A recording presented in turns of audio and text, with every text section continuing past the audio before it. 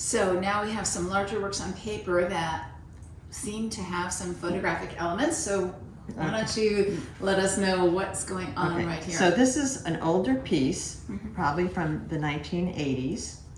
And I was working with rope, and I took a picture of the rope, and then I had a half screen of the rope made, put on plates. I've always been into process, so there's all these long processes. That's one of the reasons that just doing those small things with ink on paper is a nice break from all the computer and complicated layering that I do in a lot of my work.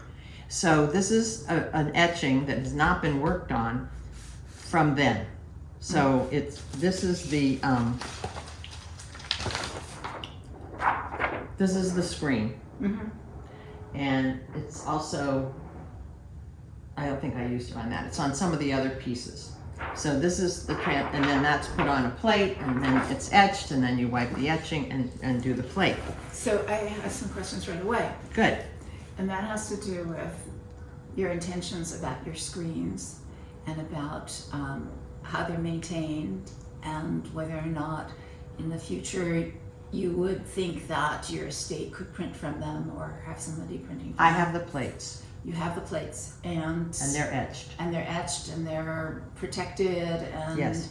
and there are instructions on whether or not and how much future posthumous printing could be done. No, but I have the plates. You have the plates. So then you're not adverse to posthumous printing. No, that would be actually lovely. But these are this kind of screen that isn't a regular dot pattern. It's an irregular pattern to make it look more like a halftone. And these can also be redone on plates.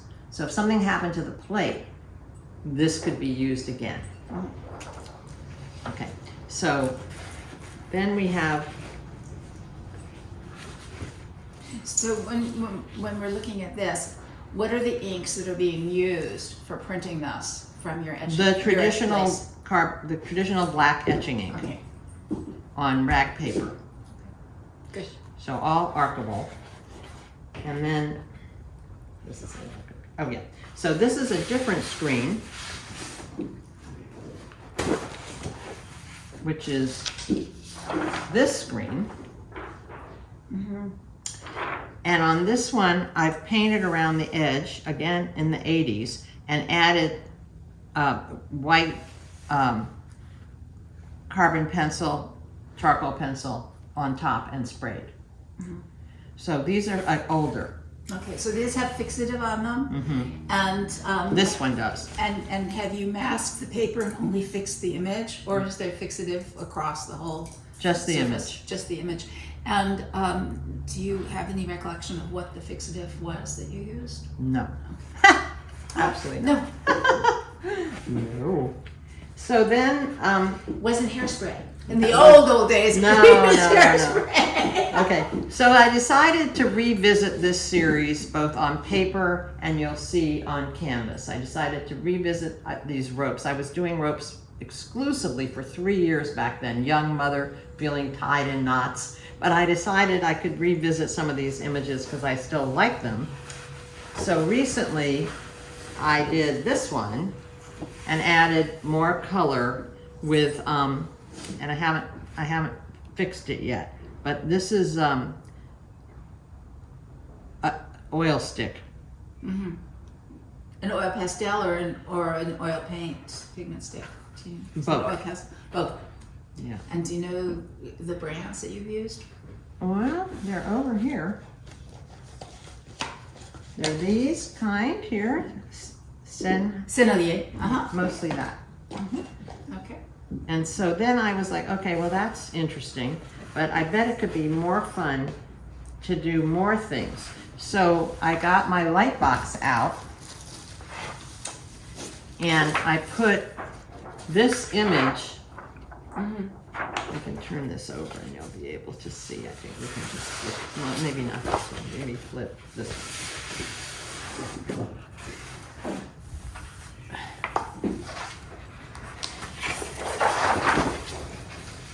Back, it's kind of messy. So then I put the image on the light box and then I put Yupo on top and just kind of drew kind of loosely over the shapes, and I did it with blue and red and green and yellow. You did your own color separations. My own handmade color separations. Yeah. So I made color separations, and then I could layer them up in the computer over a digitized image of the original piece, and it came out like this, and then I drew on top of that. Okay. Now I'm going to back step Yeah. because we want, for the record, the fact that Yupo is a brand of a synthetic paper, as they market it, which is actually a plastic. Right. So okay, but you're using this only as, not as a final No, these are support. these are just elements to scan into my computer, and then be able to layer up on a scanned image of the original Yeah. piece. So I was very inspired by an artist in New York and his work, and so I used that as a taking off point for what I wanted to do, was be loose on top of this and even be willing to completely destroy the image or keep a sense of it. So I see you have a frame here around it. Yeah, that's that from the you've drawn. printing. Oh, that's from the printing. Yeah, and I don't mind that. Yeah, and then another one is this one, which well, I love the computer because this looks completely different. Unless you're Monet, and then it's all logically sequential. You know, yeah, exactly. So I love series, and I love taking an image and seeing how many things you can do with it, especially with the computer. When I used to teach at CCA for over 30 years, the computer allows you to try so many different solutions, which you're not going to start from zero and make 30 different solutions, having to start from zero and do the whole thing. But if you have it partially done, you can do a lot of things with it. Okay, so now I have another question. You mentioned that with one of the other pieces, you said this is not fixed. So is your intention to use fixative on these? This is fixed. This is fixed. So your intention is for them to Yes. have fixative on them. And the other one probably is to tell you the truth. Okay. Yeah. So, and then, no. Wait, what happened here? Where'd it go? So for example, this one got completely obliterated. Oh, it's gorgeous though. That was fun. Yeah. So this was similar, started the same way, and the drawing kept happening. So I really love process. I love mixing handwork with digital. I love playing with digital tools, but you know, I was trained as a painter and fine art printmaker, and I like handwork, so I like finding ways to put them together. So, okay. Then over here, so I did a lot on canvas, and I would use the same screens, I have a whole bunch of different ones, and have them blown up and silk screen on raw canvas. Okay, so it's raw canvas and there was no priming on it. No. Okay. And then I started applying paint. Some of them have much less paint, but this one had a lot of paint. This was near the end, and I kept adding acrylic paint. So the application from the printing, was that done with inks or with acrylics? I know that they're printing with Silk acrylics. screen inks. Silk screen inks, okay. Tom Wojak at his studio. So, like I said, many of them you saw the silkscreen image much more clearly, but by the end, it was getting covered up. So I thought, you know, I'd like to visit this again. And so I have digital pictures of this. This is a slightly different one. So this is one that's been printed. This is for the edge, the blue. So the painting will end here. And I made these pale blue stripes on it digitally, but I am gonna add paint. But I haven't done it yet. So this one has, So the intention is to do a wrap on a stretcher bar with this? yes, That's what you're saying. it will be stretched. It'll be stretched. And, not and the stretched blue wrap. will be the edge. Yeah. So this one hasn't been done, it's gonna have less paint. This one has a ton of paint. Okay, so This is this is raw canvas and this has, But it it's was- primed. but- The other one is primed, has a primer on it. well, the digital canvas has a prime. This I primed before I added the paint. Okay, oh, so this area is primed in here. Well, the whole thing, but it's clear. Oh, okay. So again, this will be the edge. So you see a little bit of the rough edge, similar to over here where there's like a little rough edge. So you're using a clear acrylic primer, Yes, and do you know the brand that you were using for this? golden. Gold. So it's almost done.